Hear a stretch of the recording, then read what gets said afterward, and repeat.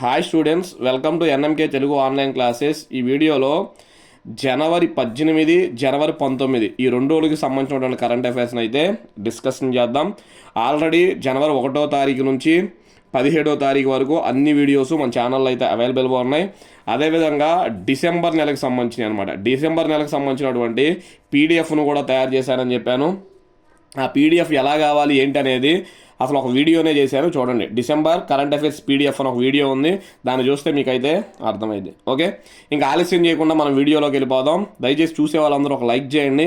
మీరు ఎక్కువ మంది చూస్తున్నారు కానీ లైక్ చేయట్లా. మీరు లైక్ చేస్తే నాకు ఇంకా ఎక్కువ మ్యాటర్ చెప్పాలని, ఎక్కువ కరెంట్ అఫైర్స్ జీకే చెప్పాలని నాకు కూడా, అంటే ఎక్కువ మంది లైక్ చేస్తున్నారు కదా మన వీడియో అనిపించింది. చూస్తున్నారు కానీ చాలామంది లైక్ చేయట్లా. దయచేసి లైక్ అయితే చేయండి. ఓకే, సరే చూడండి. ఇంకా ఫస్ట్ బిట్, భారత 92వ చెస్ గ్రాండ్ మాస్టర్ హోదాను ఎవరు సొంతం చేసుకున్నారు? చాలా ఇంపార్టెంట్ బిట్. అదొందా 92వ, ఇది కూడా గుర్తుపెట్టుకోండి. ఆ వ్యక్తి పేరు ఆర్యన్ వర్షనే. అదొందా ఆర్యన్ వర్షనే అనమాట. ఢిల్లీకి చెందిన 21 ఏళ్ల ఆర్యన్ వర్షనే గ్రాండ్ మాస్టర్ హోదాను సొంతం చేసుకున్న 92వ భారత ఆటగాడిగా నిలిచాడు.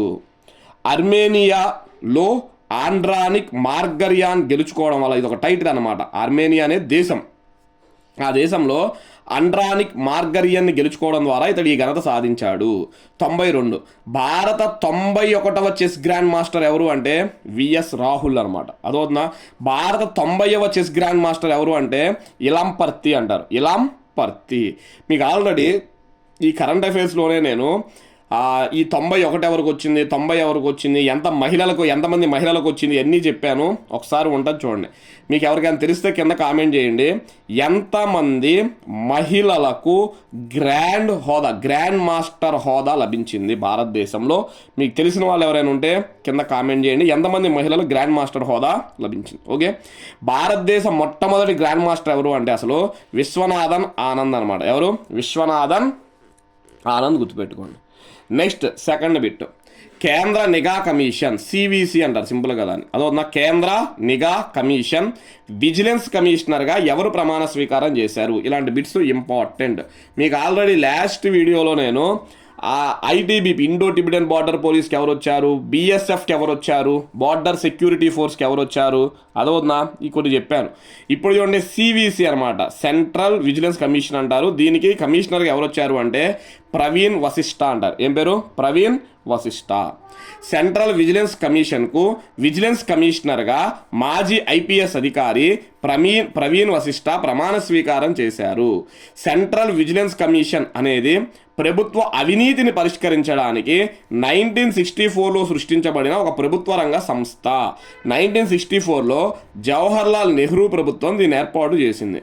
అప్పటి ప్రభుత్వం మీద, నెహ్రూ గారి ప్రభుత్వం మీద అనేక అవినీతి ఆరోపణలు రావడం వల్ల ఆయన ఈ సివిసి సెంట్రల్ విజిలెన్స్ కమిషన్ ప్రభుత్వ అవినీతిని, అదొన్న ప్రభుత్వంలో ఎవరైతే అవినీతి చేశారో వాళ్ళని పట్టుకోవడం కోసం దీన్ని ఏర్పాటు చేశారన్నమాట. Okay, important bit. నెక్స్ట్ 3, విపత్తు సహాయక చర్యల కోసం ఎన్ని ఆర్ఏఎఫ్ దళాలు సన్నద్ధమయ్యాయి? విపత్తు, డిజాస్టర్ మేనేజ్మెంట్ అనమాట. అదొన్న డిజాస్టర్, విపత్తు సహాయం చేయడానికి, అంటే విపత్తులు జరిగిన సమయంలో సహాయ చర్యల కోసం ఎన్ని ఆర్ఏఎఫ్ దళాలు సన్నద్ధమయ్యాయి అంటే 14 దళాలు అనమాట. ఓకే, అల్లర్లను అణిచివేసే ప్రత్యేక దళం ర్యాపిడ్ యాక్షన్ ఫోర్స్ ఆర్ఏఎఫ్లో 14 బృందాలను విపత్తు సహాయాల చర్య కోసం ప్రత్యేకించినట్లు అధికారులు తెలిపారు. ఆర్ఏఎఫ్ అంటే ఏంటిది? Rapid action force. ఈ 14 బృందాల్లో కలిపి మొత్తం 340 మంది సిబ్బంది అయితే ఉంటారనమాట. మొత్తం ఎంతమంది ఉంటారు? 340 ఉంటారు. నెక్స్ట్ 4, ఈ ఏడాది గణతంత్ర దినోత్సవ కవాతుకు ఏది ప్రధాన వృత్తం కానుంది? ప్రధాన ఇతివృత్తం, మెయిన్ థీమ్ ఏది కానుంది అంటున్నాడు. అదవునా, ఈ ఏడాది గణతంత్ర దినోత్సవం ఏ రోజు జరుపుకుంటాం? గణతంత్ర దినోత్సవం మనం జనవరి 26 జరుపుకుంటాం. ఏది ఇతివృత్తం కానుంది అంటే వందే మాతర గీతం అన్నమాట.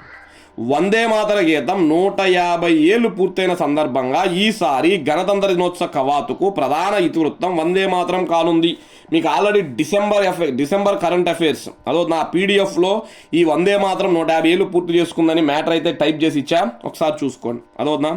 నెక్స్ట్, ఈసారి గణతంత్ర దినోత్సవ వేడుకలకు అనమాట యూరోపియన్ కమిషన్ అధ్యక్షురాలు ఆమె పేరు ఉర్సులా వాన్ డెర్ లెయన్ అంటారు. Ursula van der లెయన్.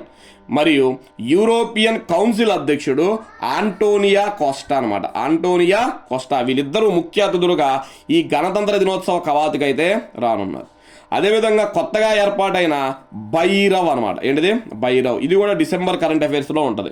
కొత్తగా ఏర్పాటైన భైరవ్ లైట్ కమాండో బెటాలియన్ తొలిసారిగా ఈ గణతంత్ర దినోత్సవ కవాతులో పాల్గొనబోతుంది. అసలు ఈ వందే మాతర గీతాన్ని ఎవరు రచించారు అంటే బంకిం చంద్ర చటోపాధ్యాయ అంటారు. బంకిం చంద్ర చటోపాధ్యాయ.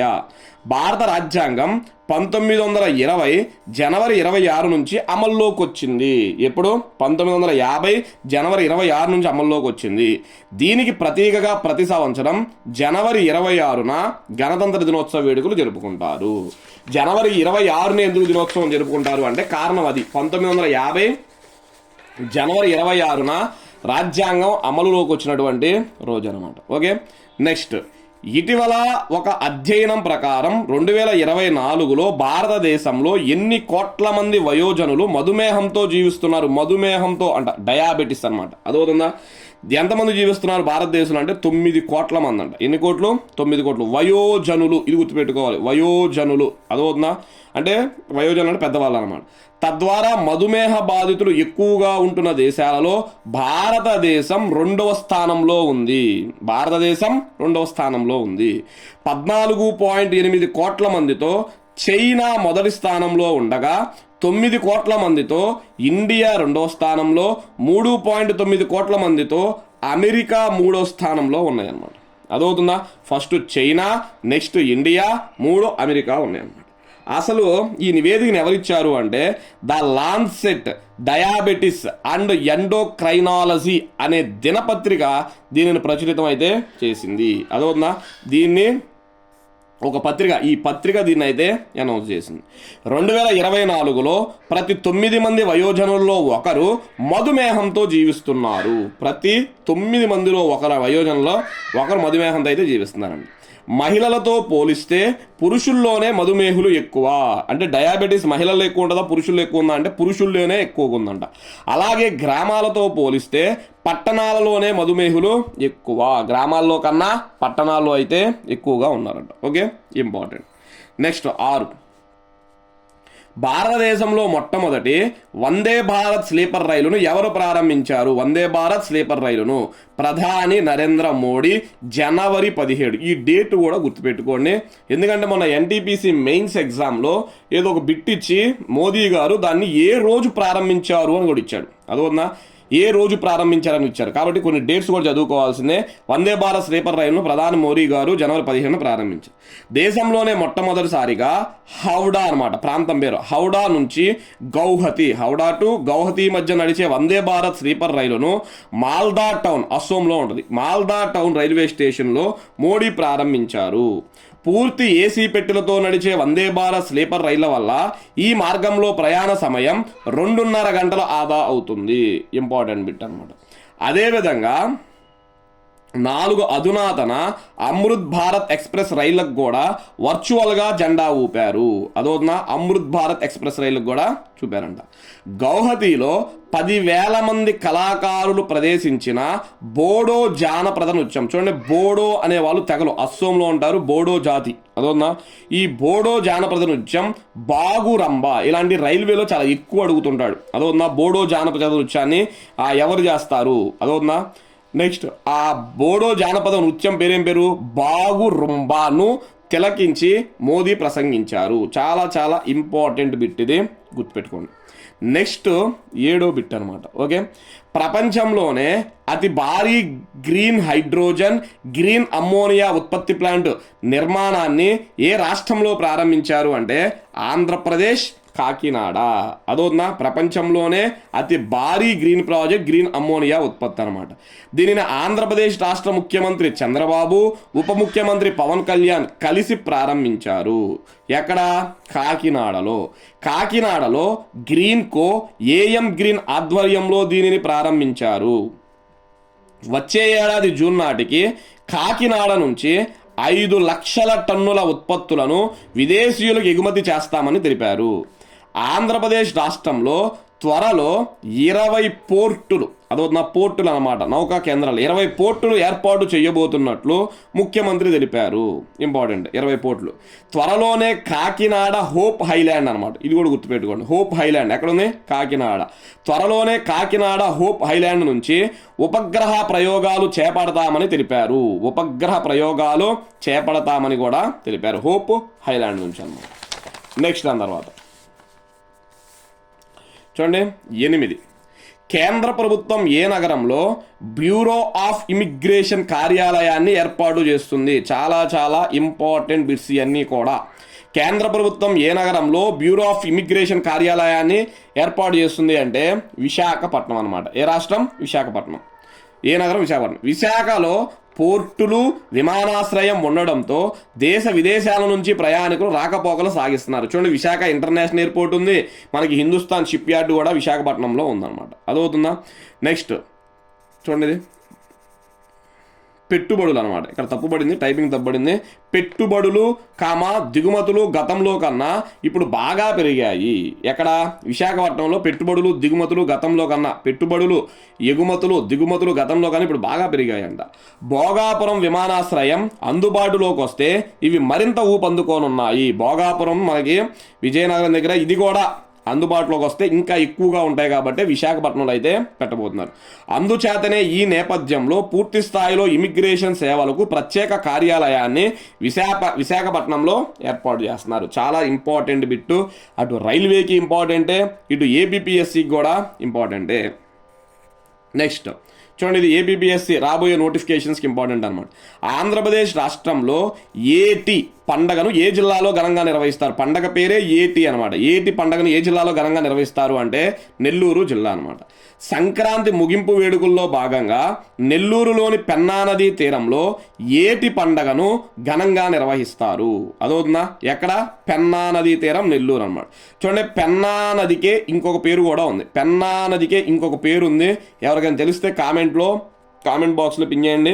పెన్నా నదికి గల మరి ఒక పేరు ఎవరికైనా తెలిస్తే ఖచ్చితంగా కామెంట్ చేయండి. ఓకే, భక్తులు గొబ్బెమ్మల నిమజ్జనంలో ఉత్సాహంగా పాల్గొన్నారు.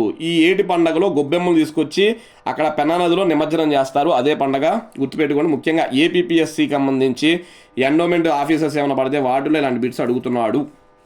నెక్స్ట్ 10, ఇటీవల ఏ రాష్ట్ర ప్రభుత్వం బహుభార్యత్వాన్ని నిషేధించే బిల్లును ఆమోదించింది? ఇది యాక్చువల్గా ఎప్పుడు ఆమోదించింది, ఇప్పుడు అమలు చేస్తుంది అనమాట. ఓకే, ఇటీవల ఏ రాష్ట్ర ప్రభుత్వం బహుభార్యత్వాన్ని నిషేధించే బిల్లును ఆమోదించింది అంటే అస్సోం రాష్ట్రంలోని షెడ్యూల్ తెగలకు, ఎస్టీ వారికి ఈ చట్టం వర్తించదు. అదవునా? ఎస్టీలకి ఈ చట్టం వర్తించదంట. మిగతా వాళ్ళు ఎవరు కూడా అంటే ఇది చేసుకోమని కాదు, కొన్ని తెగల్లో కొన్ని సంప్రదాయాలు ఉంటాయి. అదవుతుందా మీకు? అందుకే ఎవరైనా ఏపీపీఎస్సి గ్రూప్ 2 ప్రిపేర్ అయితే దాంట్లో ప్రిలిమ్స్లో ఒక సబ్జెక్ట్ ఉంటుంది, ఇండియన్ సొసైటీ అని ఉంటుంది. ఇండియన్ సొసైటీ, ఆ ఇండియన్ సొసైటీలో బహుభార్యత్వాలు, బహుభర్తత్వాలు ఇలా చాలా ఉంటాయి అనమాట. ఓకే, అస్సోం రాష్ట్రాల్లో షెడ్యూల్ తెగల వారికి ఇది వర్తించదంట. రాజ్యాంగంలోని 6వ షెడ్యూల్ కింద ఉన్న ప్రాంతాల నివాసితులకు కూడా ఇది వర్తించదంట. అదవుతుందా? రాజ్యాంగంలో 5వ షెడ్యూలు, 6వ షెడ్యూలు ఎస్టీలకు సంబంధించి ఉంటాయి, గుర్తుపెట్టుకోండి. ఆ ఎస్టీలకు సంబంధించి వాళ్ళకు కూడా వర్తించదు అని చెప్పారు. అసలు అస్సోం రాష్ట్ర ముఖ్యమంత్రి ఎవరు? హిమంత బిశ్వ శర్మ. అస్సోం రాష్ట్ర గవర్నర్ ఎవరు అంటే లక్ష్మణ్ ప్రసాద్ ఆచార్య అంటారు. లక్ష్మణ్ ప్రసాద్ ఆచార్య. నెక్స్ట్ 11, దేశంలోనే మొట్టమొదటి డాల్ఫిన్ పరిశోధనా కేంద్రాన్ని ఇటీవల ఎక్కడ ప్రారంభించారు అంటే పాట్నా, బీహార్. చూడండి, డాల్ఫిన్స్ రీసెర్చ్ సెంటర్ అన్నమాట. అంతరించిపోతున్న గంగానది డాల్ఫిన్లను అధ్యయనం చేయడానికి ఈ పరిశోధనా కేంద్రాన్ని ఏర్పాటు చేశారు. భారతదేశంలోనే కాకుండా ఆసియాలోనే ఇది మొట్టమొదటి డాల్ఫిన్ పరిశోధనా కేంద్రం. మన ఇండియాలోనే కాదు, ఆసియాలోనే మొట్టమొదటిదంట. భారతదేశ జాతీయ జలచర జంతువు, భారతదేశ జాతీయ జలచర జంతువు, ఇంగ్లీష్లో అయితే ఇండియాస్ నేషనల్ ఆక్వాటిక్ యానిమల్ అంటారు గంగానది డాల్ఫిన్. చూడండి, భారతదేశ జాతీయ జలచర జంతువు డాల్ఫిన్ అంటారు, కానీ వాస్తవంగా మనం దాన్ని డాల్ఫిన్ అని పిలవకూడదు, గంగానది డాల్ఫిన్ అని పిలవాలన్నమాట. ఓకే, గంగానది డాల్ఫిన్నే ఏమని కూడా పిలుస్తారు అంటే సుసు అంటారు. చూడండి, ముద్దుగా దాన్ని ఏమని పిలుస్తారంట? సుసు, ఎస్యు. గంగానది డాల్ఫిన్ను ఏ సంవత్సరం జాతీయ జలచర జంతువుగా గుర్తించారు? నేషనల్ ఆక్వాటిక్ యానిమల్గా డాల్ఫిన్ ఏ సంవత్సరం గుర్తించారు అంటే 2009లో గుర్తించారు. నెక్స్ట్ చూడండి, ఇది ఇంపార్టెంట్. మన ఎన్టీపీసీ అండర్ గ్రాడ్యుయేషన్లో ఈ బిట్ అడిగాడు. 2025 నివేదిక ప్రకారం భారతదేశంలో మొత్తం డాల్ఫిన్ల సంఖ్య ఎంత అంటే 6327. 2025 నివేదిక ప్రకారం భారతదేశంలో మొత్తం డాల్ఫిన్ల సంఖ్య ఎంత? 6327. భారతదేశంలో డాల్ఫిన్ల సంఖ్య ఎక్కువగా ఉన్న రాష్ట్రం గుర్తుపెట్టుకోండి, ఉత్తరప్రదేశ్. డాల్ఫిన్లు ఎక్కువగా ఉన్న రాష్ట్రం రెండో రాష్ట్రం బీహార్. డాల్ఫిన్స్ ఎక్కువగా ఉన్న మూడో రాష్ట్రం అయితే వెస్ట్ బెంగాల్. మిమ్మల్ని ఎగ్జామ్లో ఇది అడుగుతాడు, గుర్తుపెట్టు. నెక్స్ట్ దాని తర్వాత 12వ బిట్టు చూడండి, యోవేరి కగూతా మూసేవేని. చూడండి పేరే చాలా డిఫరెంట్గా ఉంది. యోవేరి కగూతా మూసేవేని ఏ దేశానికి 7వసారి అధ్యక్షుడిగా ఎన్నికయ్యారు అంటే ఉగాండా అనమాట. చూడండి, ఉగాండా దేశానికి 7వసారి అధ్యక్షుడిగా ఎన్నికయ్యాడంట. ఆయన పేరు మూసేవేని, కగూతా మూసేవేని. 1986 నుండి ఇతనే ఉగాండా దేశానికి అధ్యక్షుడిగా పనిచేస్తున్నాడు. ఇప్పుడు కాదు, చూడండి 1986 నుంచి ఈయనే పనిచేస్తున్నాడు. ఓకే, నెక్స్ట్ దాని తర్వాత చూడండి, ఇది మనకి ఏపీపీఎస్సీ వాళ్ళకి మనకు వచ్చింది.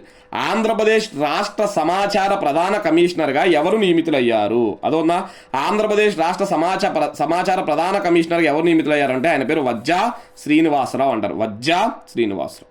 Next Vijay Hazare, important star mark bit. Vijay Hazare trophy ఏ క్రీడకు సంబంధించింది అంటే క్రికెట్ అనమాట. అదోనా, విజయ్ హజారే ట్రోఫీ దేనికి సంబంధించింది? క్రికెట్. దేశవాళీ వన్డే టూర్ని విజయ్ హజారే ట్రోఫీని విదర్భ జట్టు గెలుచుకుంది. చాలా ఇంపార్టెంట్. మొన్న ఎన్టీపీసీలో అడిగిన బిట్స్ ఇవన్నీ లాస్ట్ టైం. అదవుతున్నా, విజయ్ హజారే ఎవరు గెలిచారు, సంతోష్ ట్రోఫీ ఎవరు గెలిచారు, దులీప్ ట్రోఫీ ఎవరు గెలిచారు, అడిగిన బిట్స్. కాబట్టి ఖచ్చితంగా రైల్వేకి ప్రిపేర్ అయ్యే వాళ్ళు ఇవి చూసుకోండి. విజయ్ హజారే ట్రోఫీ ఏ క్రీడకు సంబంధించింది? క్రికెట్. దేశవాళీ వన్డే టూర్ని విజయ్ హజారే ట్రోఫీని విదర్భ జట్టు గెలుచుకుంది. విదర్భ జట్టు విజయ్ హజారే ట్రోఫీని గెలుచుకోవడం ఇదే తొలిసారి కావడం విశేషం. ఇది ఇంపార్టెంట్. ఓకే, విదర్భ గెలుచుకుంది ఎన్నోసారి? First time. ఫైనల్లో విదర్భ జట్టు సౌరాష్ట్రాన్ని ఓడించింది. ఇది కూడా important. Winner Vidarbha, runner Saurashtra. Vidarbha జట్టు కెప్టెన్ ఎవరు అంటే హర్ష్ దూబే. ఆయన పేరేం పేరు? హర్ష్ దూబే అనమాట. ఓకే, నెక్స్ట్ 15 ఇండియా ఓపెన్ ప్రపంచ టూర్ సూపర్ 750 టూర్నీ పేరు ఇదంతా కూడా. అదోనా, ఇండియా ఓపెన్ ప్రపంచ టూర్ సూపర్ 750 టోర్నీలో మహిళల సింగిల్స్లో విజేతగా ఎవరు నిలిచారు? ఆమె పేరు ఆన్ సియాంగ్ అంటారు, కొరియా. On Siang, Korea. గత ఏడాది కూడా ఈ టోర్నీ ఈమె గెలుచుకుంది. చూడండి, 2025 విన్నర్ ఈమె, 2026 విన్నర్ కూడా ఈమెనమాట. పురుషుల సింగిల్స్ విజేతగా మొదటిసారిగా ఫస్ట్ టైం ఎవరు గెలిచారు అంటే లిన్ చున్ ఈ. ఆయన పేరేం పేరు? Lin Chun Yi. Chinese Taipei. అదవుతుందా, చైనా తైవాన్ దేశానికి చెందిన వాడనమాట. ఇంపార్టెంట్. నెక్స్ట్ 16 చూడండి, ఇటీవల ఉత్తరాఖండ్ సర్కార్ ఏ దేవాలయాల్లో మొబైల్స్ నిషేధాన్ని విధించింది? చూడండి, మొబైల్స్ నిషేధాన్ని విధించిందంట ఉత్తరాఖండ్ సర్కార్. చార్ధామ్ ఆలయాలు అంటారు. ఏంటిది? చార్ధామ్ ఆలయాలు. చార్ అంటే ఎన్ని? 4 దేవాలయాలు. 2026లో జరిగే యాత్ర సందర్భంగా చార్ధామ్ ఆలయాల్లో మొబైల్ ఫోన్లు, కెమెరాలు తీసుకెళ్లడంపై పూర్తిగా నిషేధం విధించినట్లు అధికారులు తెలిపారు. చార్ధామ్ యాత్ర అనగా 4 పుణ్యక్షేత్రాలను దర్శించుకోవడం. ఆ 4 పుణ్యక్షేత్రాలు ఏంటి అంటే గంగోత్రి, బద్రీనాథ్, కేదార్నాథ్, యమునోత్రి అనమాట. గుర్తుపెట్టుకోండి, గంగోత్రి, యమునోత్రి, బద్రీనాథ్, కేదార్నాథ్ అనమాట. ఓకే, నెక్స్ట్ 17 86వ అఖిల భారత అధ్యక్ష అధికారుల సదస్సు, ఆల్ ఇండియా స్పీకర్స్ సమిట్ అంటారు. అదోనా, అఖిల భారత అధ్యక్ష అధికారుల సదస్సు ఎక్కడ ప్రారంభమైంది అంటే లక్నో. ఏ రాష్ట్రం అంటే ఉత్తరప్రదేశ్. ఎన్నోదంట? 86వ అఖిల భారత అధ్యక్ష అధికారుల సదస్సు. నెక్స్ట్ 62వ రాష్ట్ర శాసనసభ, రాష్ట్ర శాసన మండల కార్యదర్శుల సదస్సు ఎక్కడ జరిగింది అంటే లక్నో. శాసనసభల్లో ఎమ్మెల్యేలు ఉంటారు, శాసన మండలిలో అయితే ఎమ్మెల్సీలు ఉంటారు. మండలి అంటే కౌన్సిల్. అదవుతుందా, కాబట్టి రాష్ట్ర శాసనసభ, రాష్ట్ర శాసన మండలి కార్యదర్శుల సదస్సు కూడా ఎక్కడ ప్రారంభమైందంటే లక్నో. చూడండి, 86వ అఖిల భారత అధ్యక్షుల అధికారుల సదస్సుతో పాటు 62వ రాష్ట్ర శాసనసభ, శాసన మండల కార్యదర్శుల సదస్సు ఒకేసారి జరుగుతాయి. అది వేరు ఇది వేరు కాదు, ఒకేసారి జరుగుతాయి అన్నమాట. ఈ సదస్సుకు లోక్సభ స్పీకర్ ఓం బిర్లా. ఎవరు? Lok Sabha speaker Om Birla. Next Rajya Sabha deputy chairman Harivansh Narayan Singh, Uttar Pradesh governor Anandiben Patel, Uttar Pradesh ముఖ్యమంత్రి ఆదిత్యనాథ్ సహా అంటే వీళ్ళతో పాటు పలు రాష్ట్రాల శాసనసభ స్పీకర్లు, శాసనమండలి చైర్మన్లు, కార్యదర్శులు పాల్గొన్నారు. చాలామంది దీనికైతే హాజరయ్యారన్నమాట. Okay, important. నెక్స్ట్ దాని తర్వాత 18 ఫాల్కన్ రకానికి చెందిన 8వ రాకెట్ నింగిలోకి చేరి చరిత్ర సృష్టించింది. చూడండి, మనకి ఫాల్కన్ 9 అని వస్తానే ఉంటుంది. డైలీ పేపర్ చదివే వాళ్ళకి, సైన్స్ అండ్ టెక్నాలజీ, అంతరిక్షం చదివే వాళ్ళకి ఇది తెలుస్తానే ఉంటుంది అనమాట. అదవుతుందా? ఫాల్కన్ రకానికి చెందిన 8వ రాకెట్ నింగిలోకి చేరి చరిత్ర సృష్టించింది అంటే 600వది అనమాట. ఎన్ని? 600వది. ఆధునిక ప్రైవేట్ అంతరిక్ష రంగంలో తనను మించిన విశ్వసనీయ రాకెట్ మరొకటి లేదని ఫాల్కన్ 9 రాకెట్ నిరూపించుకుంది. ఎందుకంటే 600 ప్రయోగించిందంటే నిజంగా దానికి తిరుగులేదని చెప్పాలి. ఎలన్ మస్క్, గుర్తుపెట్టుకోండి, ప్రపంచ కుబేరుడు అనమాట. ఎలన్ మస్క్కు చెందిన space X Falcon 9 space X దానికి సంబంధించిన ఫాల్కన్ 9 రాకెట్ విజయవంతంగా 600వ రాకెట్ను నింగిలోకి దూసుకెళ్ళింది. దీనికి సంబంధించిన రాకెట్ తీసుకెళ్ళింది అనమాట. దీంతో ఆధునిక అంతరిక్ష రంగంలో అత్యధిక సార్లు ఉపయోగించిన రాకెట్ రకంగా ఫాల్కన్ నిలిచింది. అత్యధిక సార్లు ఉపయోగించింది ఏంటిదంట? ఫాల్కన్ అంట. ఓకే, నెక్స్ట్ చూడండి, ఇంకా ఉంది. 2010 జూన్ 4న తొలిసారిగా ఫాల్కన్ రకం రాకెట్లను ఉపయోగించారు. ఎప్పుడు? 2010లో స్టార్ట్ చేశారంట. ఇది 2026. ఈ 16 సంవత్సరాలలో 600 రాకెట్లను అయితే ఉపయోగించారు. అసలు ఉపయోగించడం కాదు, చూడండి, ఫాల్కన్ 9 విజయాల శాతం ఏకంగా 99% దాటం విశేషం. అంటే 99%, ఒక 6-7 అంతే. అదవుతుందా? ఒక 6-7 ఈ ఫెయిల్ అయినాయి అనమాట. మిగతా అన్నీ కూడా సక్సెస్ అయింది. 99% స్ట్రైక్ రేట్తో చాలా అద్భుతంగా ప్రపంచంలో అయితే ఫాల్కన్ రకం నౌకలు అనేవి ఉన్నాయి. దీంతో అత్యంత సురక్షితమైన అంతరిక్ష వాహకంగా ఫాల్కన్ 9 చరిత్రలో తన పేరిట రికార్డును లిఖించుకుంది. కాబట్టి ప్రపంచంలో అత్యంత సురక్షితమైన అంతరిక్ష వాహనం ఏది అంటే ఫాల్కన్ 9. ఓకే, నెక్స్ట్ 19 చూడండి. ప్రధానమంత్రి విశ్వకర్మ హాట్ 2026 అనే ప్రదర్శన ఎక్కడ ప్రారంభమయ్యింది? అదవుతుందా? ప్రధానమంత్రి విశ్వకర్మ హాట్ 2026 అనేది ఎక్కడ ప్రారంభమైంది? ఒక ప్రదర్శన అనమాట. ఎక్కడ? ఢిల్లీ. దేశీయ హస్తకళల వైభవాన్ని, సంప్రదాయ వృత్తుల నైపుణ్యాన్ని చాటి చెప్పేందుకు ఈ ప్రదర్శన నిర్వహిస్తారు. కేంద్ర సూక్ష్మ, చిన్న, మధ్య తరహా పరిశ్రమల శాఖ ఆధ్వర్యంలో ఈ ప్రదర్శన జరుగుతుంది. కేంద్ర సూక్ష్మ, చిన్న, మధ్య తరహా, MSME అంటారు, మైక్రో స్మాల్ మీడియం ఎంటర్ప్రైజెస్. అదవుతుందా? MSME micro small medium enterprises పరిశ్రమల శాఖ ఆధ్వర్యంలో ఈ ప్రదర్శన జరగనుంది.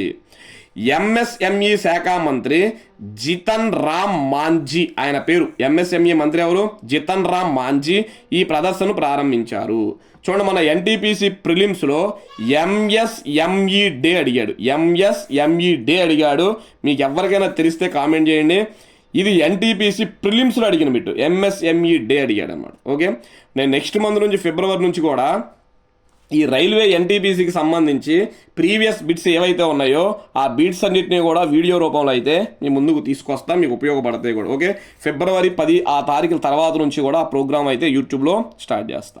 ఇక లాస్ట్ బిట్ చూడండి, 2023-24 వ్యవసాయ సంవత్సరంలో బియ్యం అనమాట, బియ్యం ఉత్పత్తిలో అగ్రస్థానంలో ఏ రాష్ట్రం నిలిచింది? Important bit.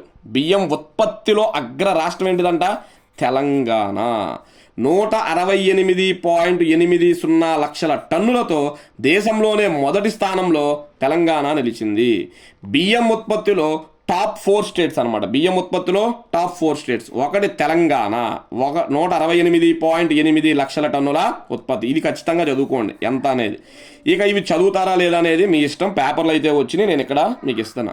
2వ స్థానంలో ఉత్తరాఖండ్ 159.90 లక్షల టన్నుల ఉత్పత్తి. 3వ స్థానంలో పశ్చిమ బెంగాల్ 156.90 లక్షల టన్నుల ఉత్పత్తి. 4వ ప్లేస్లో పంజాబ్ 143.60 లక్షల టన్నుల ఉత్పత్తి. అదవుతుందా? ఇవి మనకి 18-19వ తారీఖు సంబంధించిన కరెంట్ అఫైర్స్.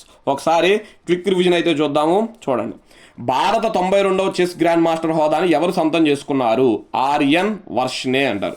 నెక్స్ట్, కేంద్ర నిఘా కమిషన్ విజిలెన్స్ కమిషనర్గా ఎవరు ప్రమాణ స్వీకారం చేశారు? ప్రవీణ్ వశిష్ఠ. విపత్తు సహాయాల చర్యల కోసం ఎన్ని RAF దళాలు సన్నద్ధమయ్యాయి? 14. ఈ ఏడాది గణతంత్ర దినోత్సవ కవాతుకు ఏది ప్రధాన ఇతివృత్తం కానుంది? వందే మాతర గీతం. నెక్స్ట్, ఇటీవల ఒక అధ్యయనం ప్రకారం 2024లో భారతదేశంలో ఎన్ని కోట్ల వయోజనులు మధుమేహంతో బాధపడుతున్నారు? 9 కోట్ల మంది. భారతదేశంలో మొట్టమొదటి వందే భారత్ స్లీపర్ రైలును ఎవరు ప్రారంభించారు? ప్రధాని నరేంద్ర మోడీ జనవరి 17. ప్రపంచంలోనే అతి భారీ గ్రీన్ హైడ్రోజన్ గ్రీన్ అమ్మోనియా ఉత్పత్తి ప్లాంట్ నిర్మాణాన్ని ఏ రాష్ట్రంలో ప్రారంభించారు? ఆంధ్రప్రదేశ్, కాకినాడ. నెక్స్ట్, కేంద్ర ప్రభుత్వం ఏ నగరంలో బ్యూరో ఆఫ్ ఇమిగ్రేషన్ కార్యాలయాన్ని ప్రారంభించింది? విశాఖపట్నం. ఆంధ్రప్రదేశ్ రాష్ట్రంలో ఏటి పండుగను ఏ జిల్లాలో ఘనంగా నిర్వహిస్తారు? నెల్లూరు జిల్లా. ఇటీవల ఏ రాష్ట్ర ప్రభుత్వం బహుభార్యత్వాన్ని నిషేధించే బిల్లును ప్రవేశపెట్టింది? అస్సోం. దేశంలోనే మొట్టమొదటి డాల్ఫిన్ పరిశోధనా కేంద్రాన్ని ఇటీవల ఎక్కడ ఏర్పాటు చేశారు? పాట్నా, బీహార్. యువేరి కగుతా మూసేవేని ఏ దేశానికి 7వసారి అధ్యక్షుడిగా ఎన్నికయ్యారు? ఉగాండా. నెక్స్ట్, ఆంధ్రప్రదేశ్ రాష్ట్ర సమాచార ప్రధాన కమిషనర్గా ఎవరు నియమితులయ్యారు?